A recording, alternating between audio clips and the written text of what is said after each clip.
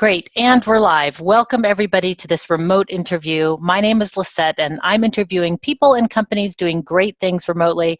And I'm super excited today to be speaking with Brie Reynolds from FlexJobs.com. And Brie, I've been following you guys on social media for a while now. Great Q&As with remote companies, great resources, and we'll talk a little bit about that. But if anybody has any questions during this interview, now or in the future, tweet to #RemoteInterview, and we'll get those answered.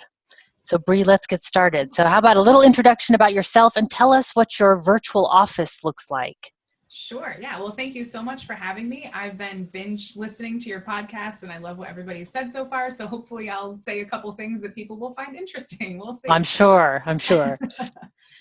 So my virtual office, in terms of my personal office, the things that I really love are double monitors. I have my laptop monitor and then another monitor.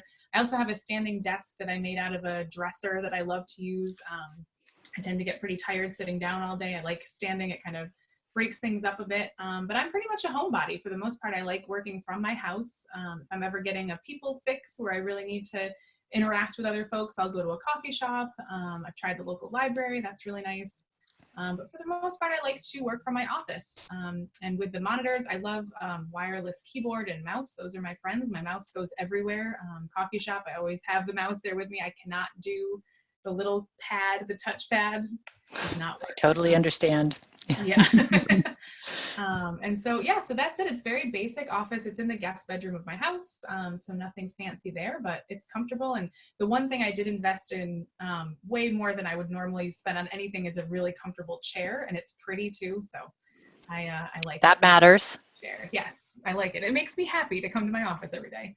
And as far as the sort of virtual office at FlexJobs, so we are a team of, I think we have over 65 people now. And when I started 5 years ago, I was number 9. So we've grown a lot over the last 5 years. We're all over the US.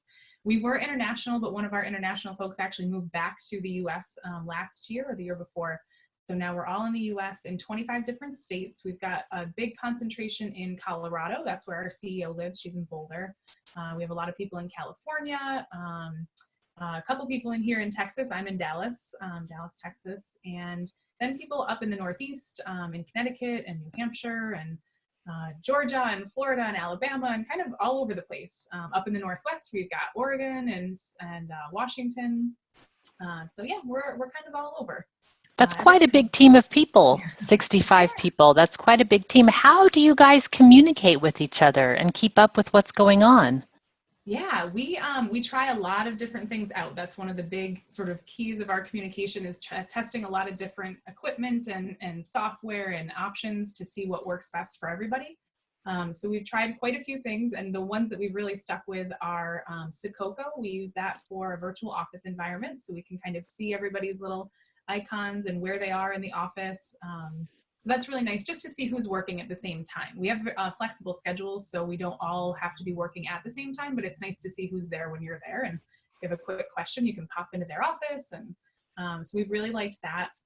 We also use Yammer, which is mainly for sort of water cooler conversations or big announcements for the company, to wish people happy birthday or happy anniversary at the company. It's sort of that meeting place where everybody can go and kind of learn more about each other.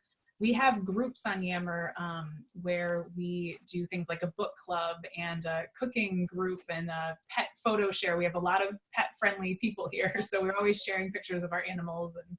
And so it's really kind of the casual chit-chat location. And then just for day-to-day business stuff, we use email a lot, obviously, and then we use Gmail, so we use Google Chat too. For IM. We also IM in Sococo quite a bit. And we use Join Me for web conferencing. And in Sococo, we can do video conferencing, so that's nice.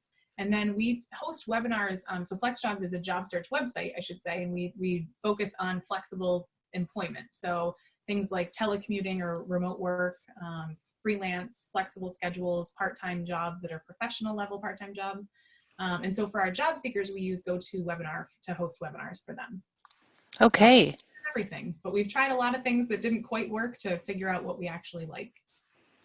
And why did you start Remoteco and maybe describe what remote.co is, and then Mhm. describe why you guys started that, because it looks like a fabulous resource for remote workers and Thanks. Well, yeah, managers. that was our goal. So I'm glad it looks like that. So yeah, it's remote.co and we call it Remoteco.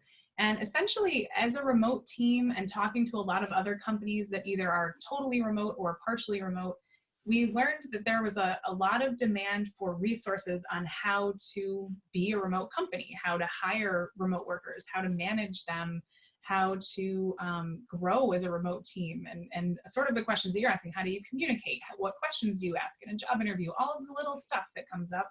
There's never really a big resource that covers all of that. So our CEO, Sarah, who's the master of brilliant ideas, she came up with the idea for Remoteco, which is basically just a place for remote companies to come together and share ideas, share what works with them. So we have a lot of question and answers with, I think now we have over 40, maybe almost 50 companies who've done our question and answer session, but it is companies like GitHub and Automatic. So there's bigger remote company names that you might have heard of, but then there's smaller companies like travel agencies and law firms that are also remote, and they answer a ton of questions. I think it's about 30 questions about how they function as a remote company.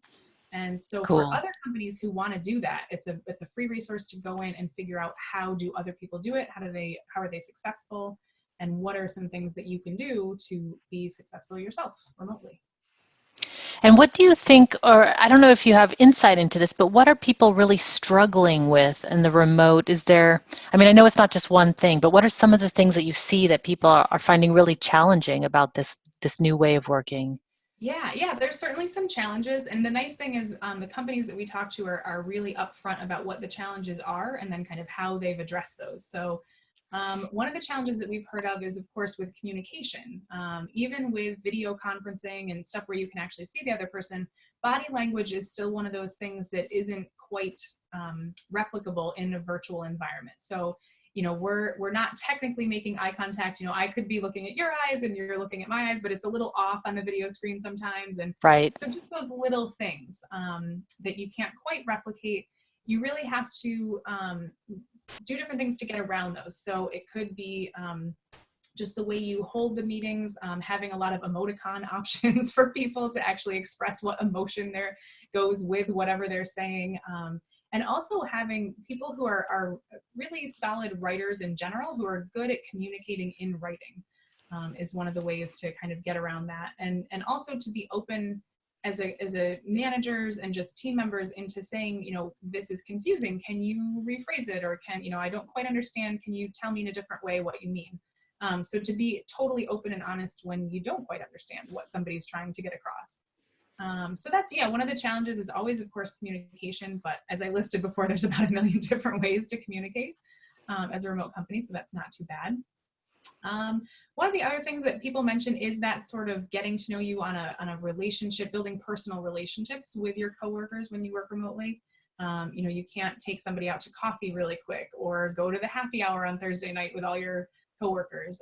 But there's a lot of ways to get around that. Actually, one thing that we've started at FlexJobs is a trivia night every couple of weeks on a Friday night after work at about 5:30 my time. Everybody gets together with a drink of whatever they're interested in drinking, and we host virtual trivia. And it's very similar to just going to a bar and hanging out with your friends and doing trivia night. So it's just a fun way to kind of casually hang out with your coworkers virtually. And you don't need designated drivers. Yes, it's perfect. You're done, you're home, and you can go sit on your couch afterwards. It's really easy. Yeah. I love that virtual trivia. Lovely.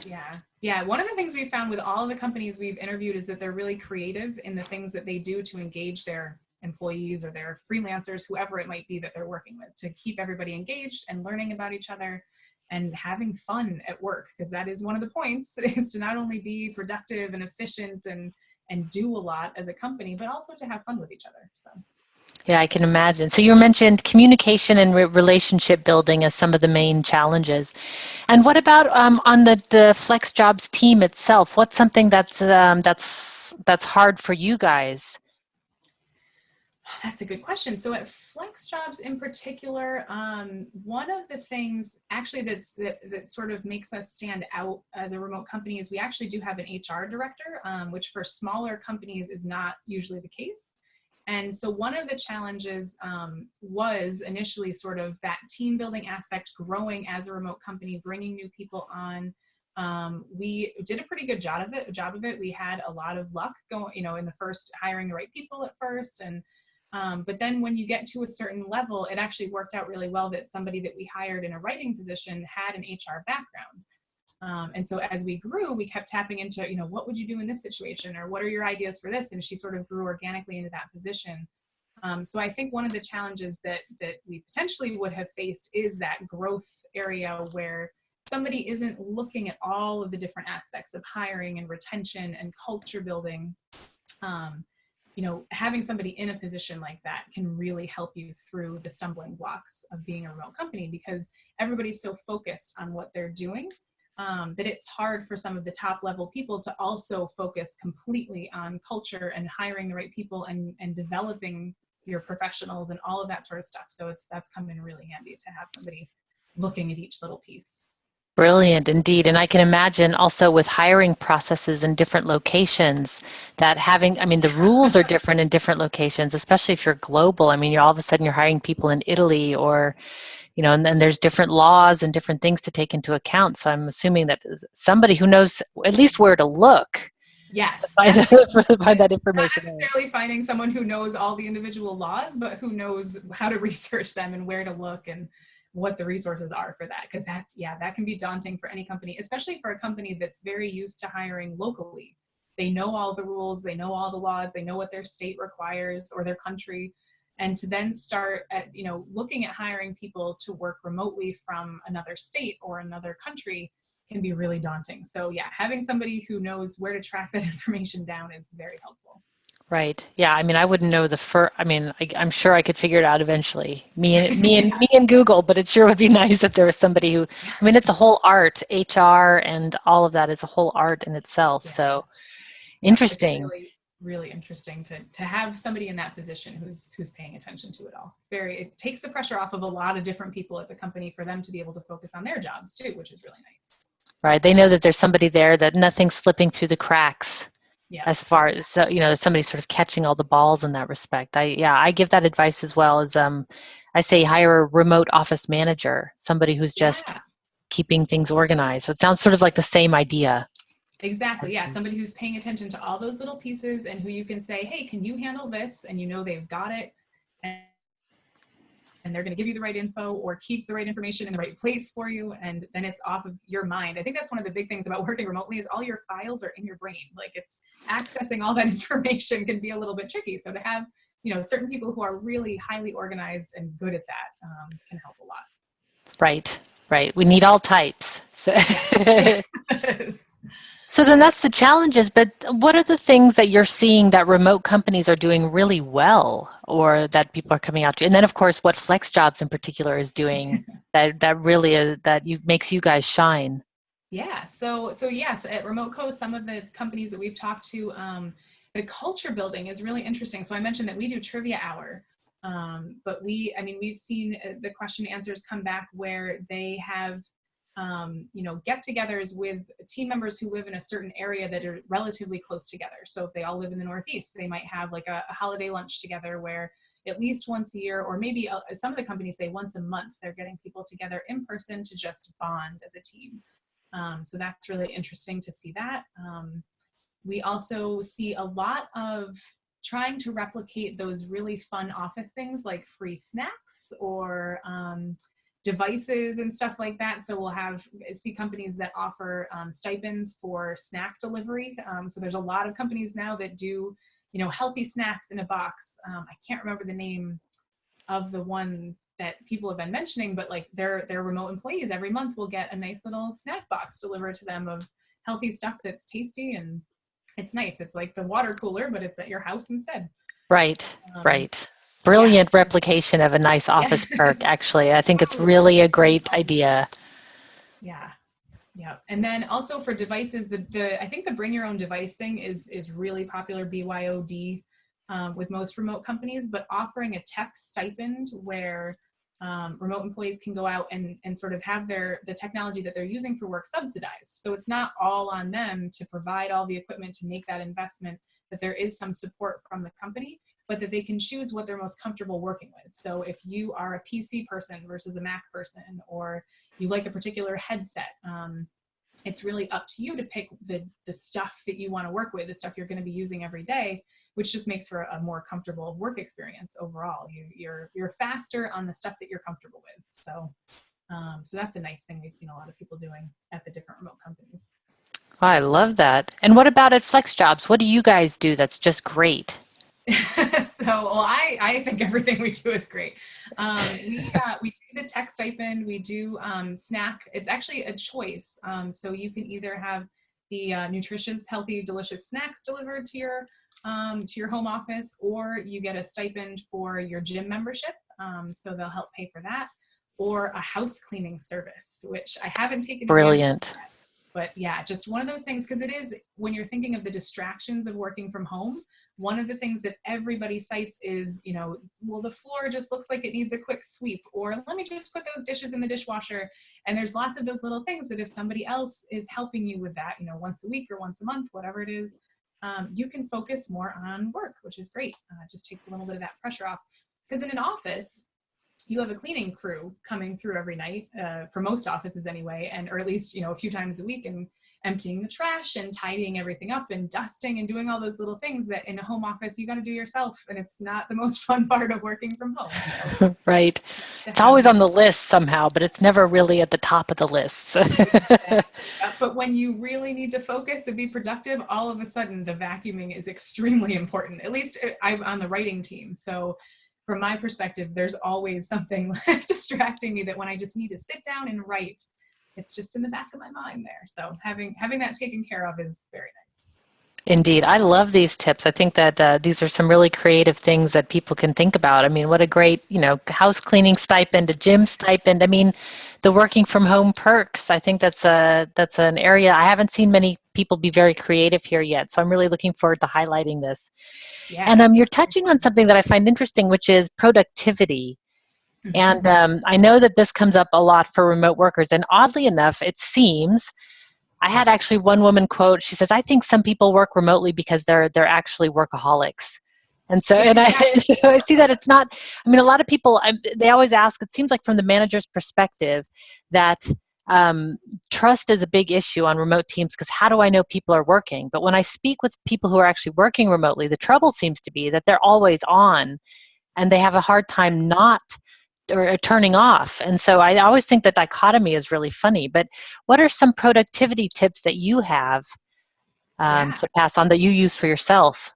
Yeah, sure. So actually, that was one of the things, I can't remember the company that actually said it in their questionnaire, but it was the managers always have that fear of people not being productive when they work from home. They're just going to slack off and watch TV or whatever it might be. And that fear only exists before people actually start working from home. And then as soon as somebody's working at home, they see like, oh, they're actually productive. They're getting their work done. So it's just sort of a fear of the unknown, I guess.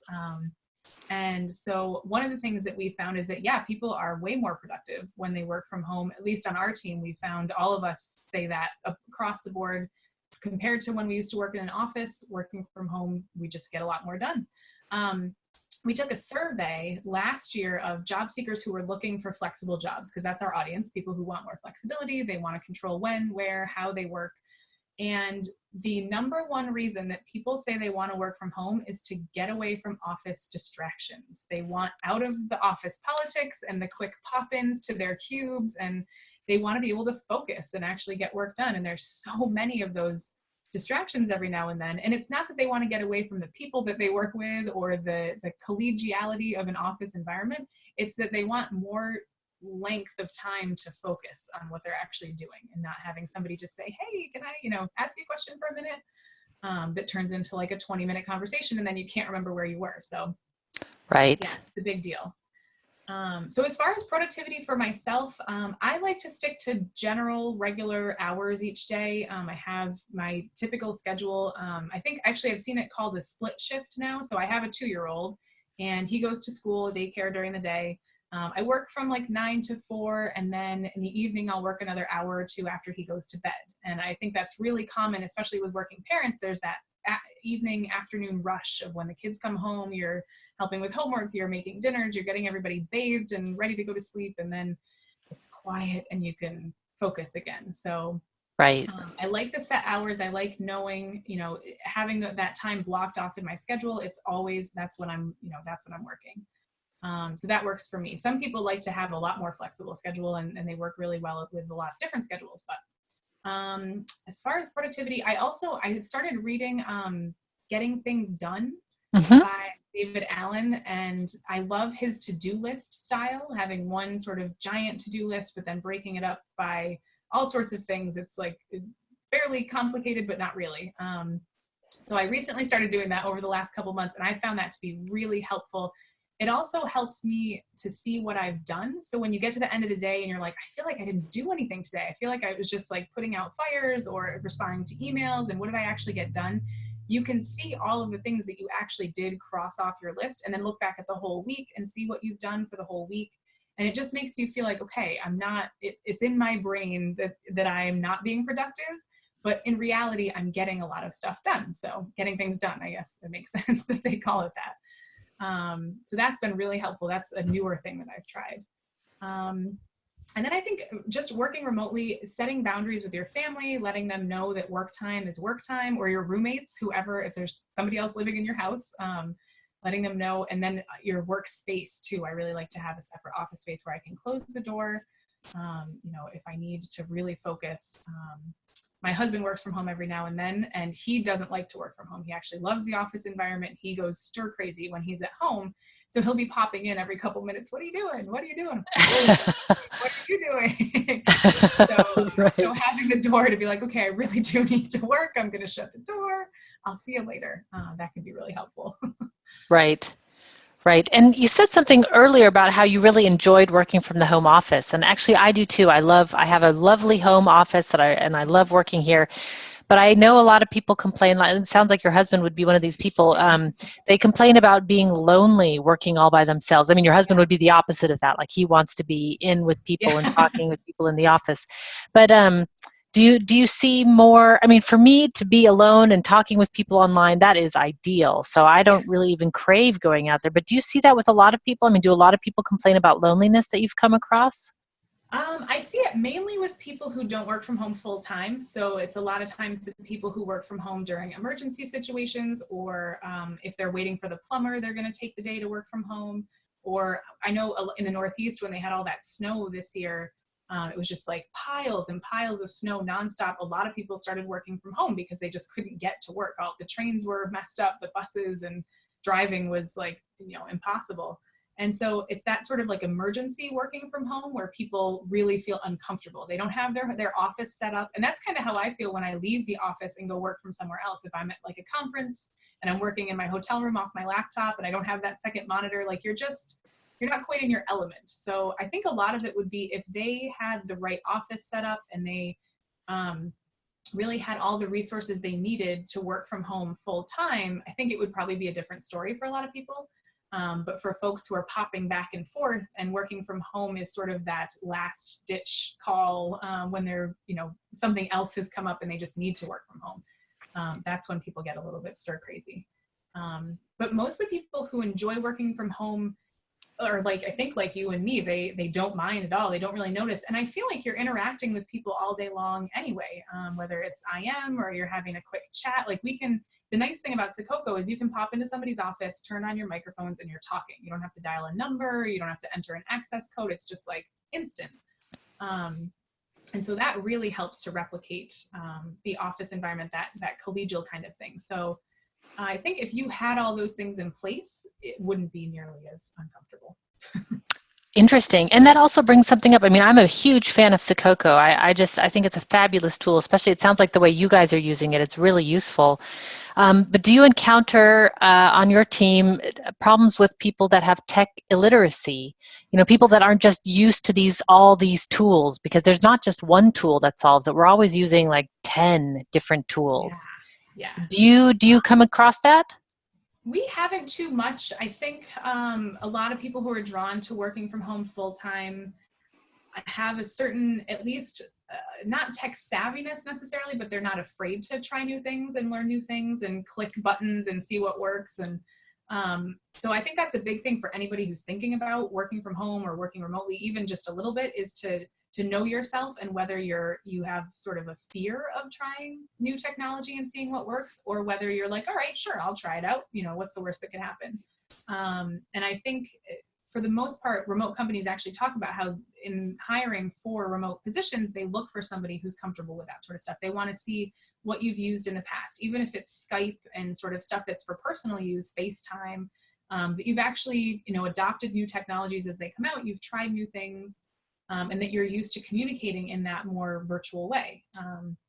So yeah, we haven't seen it too much, but I think working from home, I don't know if it's that people kind of self-select in terms of what they're going to apply for. So maybe people who apply for work from home jobs or remote jobs are already predisposed to be, interested in technology at least a little bit. Sure. My dad's a great example. He just retired. He's going to be 65 this year, and he is looking for remote jobs. He loves the idea. He's not super tech savvy himself, but he picks up on stuff really easily. He likes to learn new things about it. I mean, it's a good example of it's really more your personality and how open you are to new ways of working. And I really love that remote working gives, whole new classes of people the ability to do work from anywhere. I mean, for instance, if you're retired, but you still love your craft and you still want to contribute somehow to the community, but maybe you have some physical reason why you can't go into something every day. I think I heard, it was either on a podcast or through one of my interviews, somebody said that they had, I think, one of those beam robots at a hardware store, and there was somebody who was a carpenter by trade, but he just wasn't physically able to go there. So he was there at the store via robot, giving people carpentry advice because that's what he did and what he loved, and he could just do that in his spare time. So these are the kind of things where I think, this is the new world. And it just helps people stay active too. And both my parents are in retirement now, and that's the main thing, is they want to stay active. But they don't want to commute every day, and they don't want all the office politics stuff, but they want to be applying the knowledge and the skills that they've learned across their lifetimes into doing something in retirement. My mom's a retired librarian, and she's going to be working part-time, but she also they both are using FlexJobs, which is great, to find part-time project work, whether it's reviewing books or helping out digital libraries, do cataloging and all sorts of stuff. There's so many options. Or for people who are, physically unable to get to an office or have some sort of issue that prevents them from working a traditional, 9-to-5 office job. There's so many people who can be engaged with remote work that wouldn't necessarily be in the workforce otherwise. Military spouses are a great example. My right-hand woman at FlexJobs, Jessica, she is like my go-to person. She's a military spouse, and not knowing where you're going to live next year or the year after that, it's really hard to hold down a job. And so having a remote job, she's worked with us for 4 years. Her job has gone everywhere that they've gone. And the fact that it's flexible too. I think with remote work comes a little bit of added flexibility in terms of the hours that you work. So, when her husband is deployed or otherwise unavailable, she can adjust her hours to be there for her 3 kids and still have a full-time job and be contributing to the family's budget and all of that stuff. It's really nice to see how much easier remote work makes it for groups of people who otherwise have a really difficult time finding jobs that fit their life. Right. I mean, if you're moving to a whole new country where you don't know the language, and then you can't work necessarily, then that's a really difficult transition for somebody, I would think, to make, because you're not out in the world necessarily, you're not contributing to the family. So these whole categories of, it's just such a lifesaver. Yeah. And in terms of, so we're nearing sort of the top of the time, but I have so many questions, but in terms of people looking for flexible work, so clearly FlexJobs is there to help people find flexible work and flexible jobs, which is really cool. And what advice would you give for somebody who's starting out that is Yeah. looking for a flexible job, what advice would you give them? Because it's not as easy as it looks. So we're not just No, sitting here in our yeah. pajamas, folks. It is, yeah, I guess that's the number one piece. It is real work. We get that question a lot. Are these real jobs? Is this really something I'm going to be doing? It's real work. There are a lot of scams with work from home jobs. So a lot of what we do is help people to be able to spot those scams and stay away from them. We pre-screen all the jobs on our site and all the companies before they get posted. So if you're using FlexJobs, there's no chance that you're going to run up against the scams. But wherever you're searching, if you're getting those emails in your spam box to be able to work in your pajamas and earn thousands of dollars a week for doing what they don't actually say. We've Right. If seen it sounds too good to be true, then it yes, is too that's good to be it. true. It is. Yeah, that's the golden rule. When it sounds too good to be true, it is not true. It's just not true. Just being aware that those sorts of things do exist, and that you should be critical about the jobs that you're finding. You want to research the companies that are offering these jobs and get a real job description. If somebody's being very vague about the type of work that you'd be doing from home, it's probably not a legitimate job. Otherwise, they would be telling you what you're going to be doing because it's an actual job.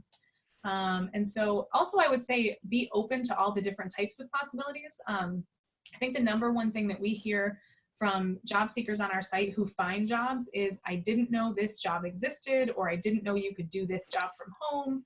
I never would have found this job. Like all of those things, it just expand your horizons, do a lot of research, figure out what's out there.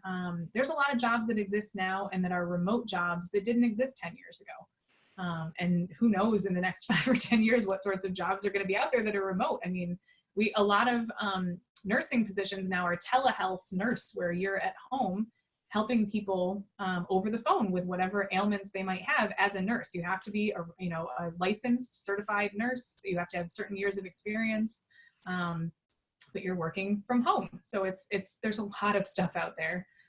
Interesting. And actually that kind of spurs a different question. And I don't know if you would know this off the top of your head, so I'm going off on a tangent and I Oh yeah. apologize. But what are some of the newer flexible jobs that are coming up? Like telehealth, of course. I mean, that seems like, but I mean, remote nursing. So I didn't think of that. What are some of the other things you guys see coming through?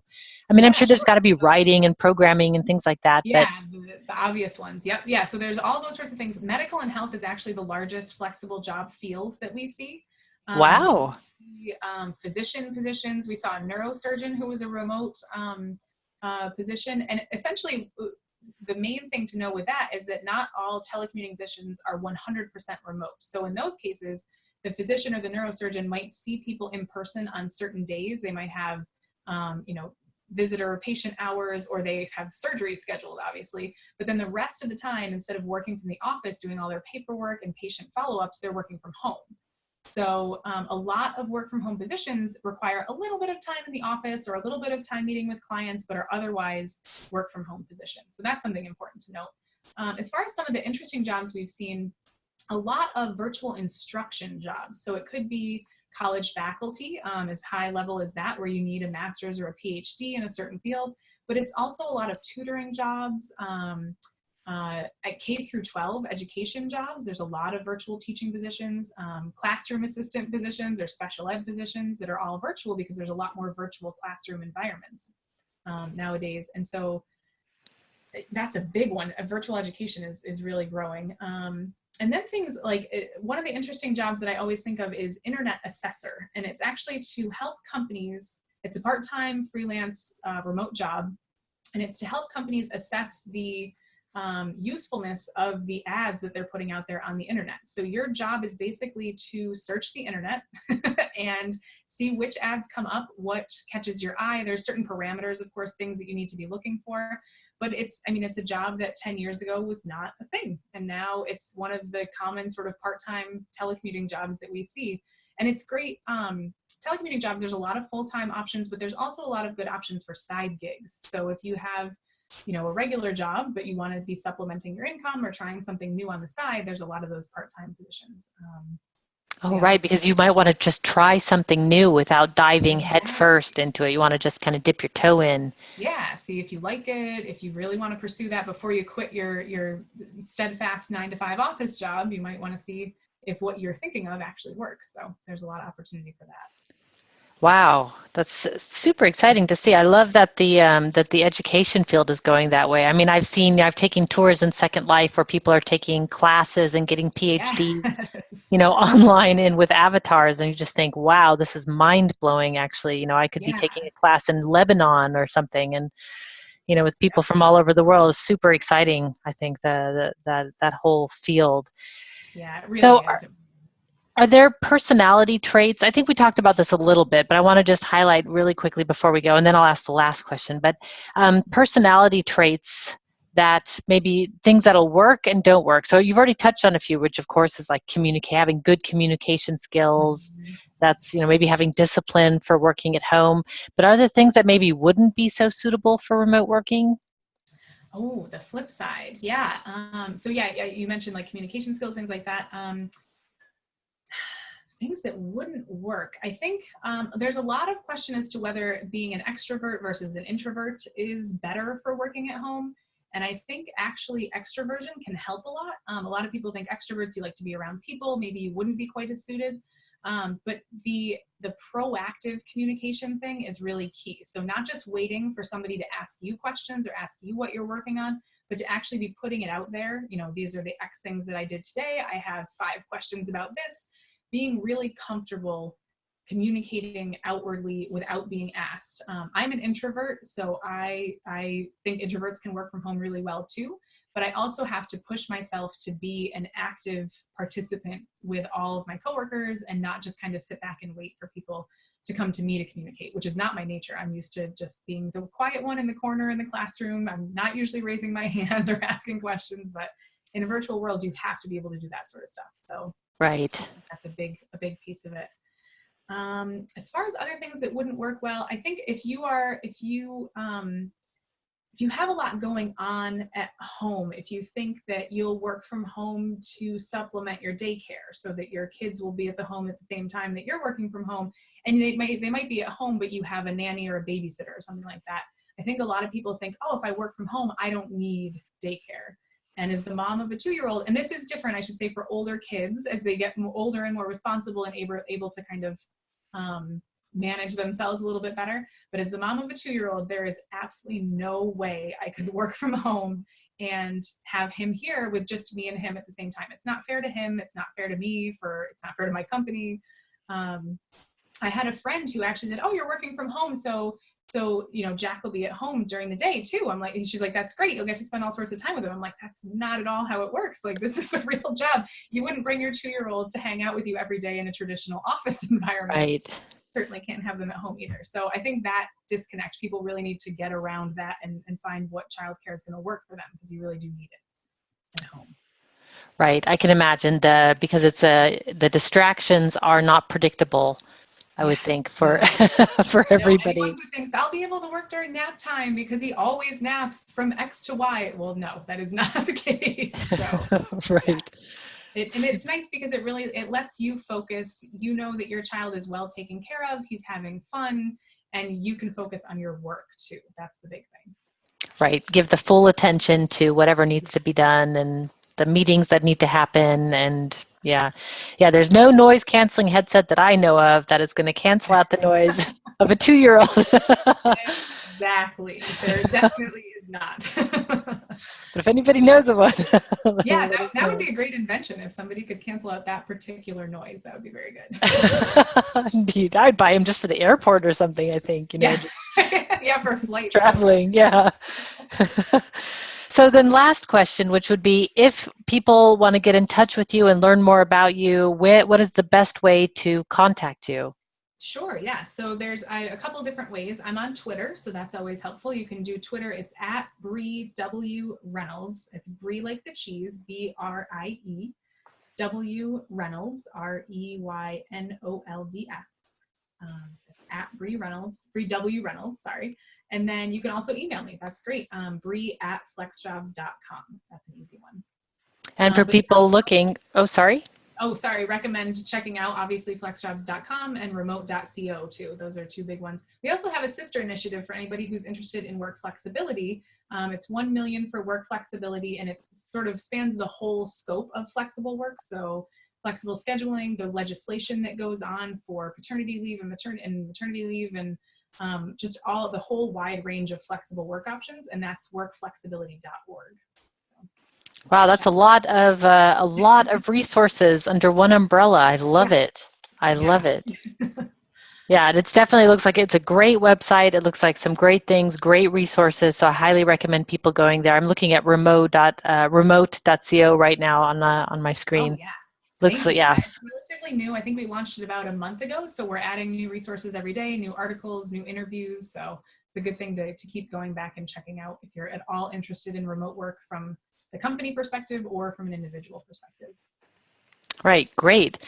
Well, thanks so much for the conversation today, and I hope that people contact you and contact your site. Please let me know if they do. Yes. Oh, yes, please do, everybody. I like to hear from people. And Yeah, thank you. tell them Lisette sent you so that I will know that they came through listening to this interview. That would be fun to see who shows up. Yep, I love it. Thank you so much. All right, everybody. Well, thanks so much for listening, and until next time, be powerful.